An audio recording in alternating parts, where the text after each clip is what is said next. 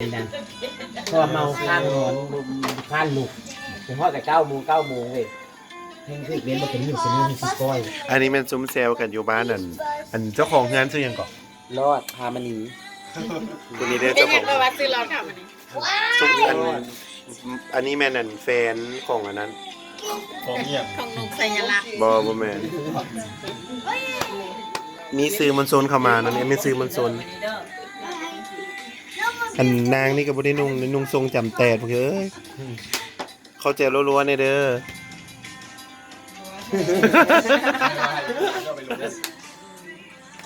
เดี๋ยวซื้อไว้จังได๋เนาะ สันสนีจ้า อัน M หยัง เอ็มอย่าง M16 เอ็มร้อย สภาเจ้าคอยสัมภาษณ์เจ้าเนี่ยเจ้าเป็นอันนางงามหยัง นางงามมิตรจิรีเลย เจ้าได้นางสาวลาวปีนี้นะเจ้าสิเฮ็ดหยังนะเพื่อประชาชน กินเบียร์แค่นี้แม่ ตำแหน่ง มีน้องแค่กับการนอนนำมาด้วย ตำแหน่งที่น้องได้ในค่ำคืนนี้ น้องมีความภาคภูมิใจหลายสำใด หลาย ถ้าได้เป็นนางสังขารปีนี้นะสิเฮ็ดหยังเพื่อประชาชน เจ้าจะให้นอนบนทุกคนเลย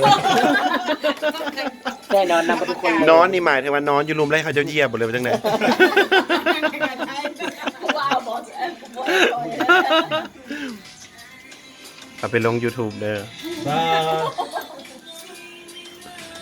มึงก็ฮู้จ้ะ ที่บอกลง YouTube น่ะ เห็นเดบูดแล้วเด้หากก็บูด I don't like this game. I delete it. เอาหมดเราได้นี่นะ อันนี้คือเมนูมีแกงหน่อไม้ อาหารวาง วางดีหรอ That's your finger. เอาเบิร์ดแม่ huh? มายกเด้อ Let's go home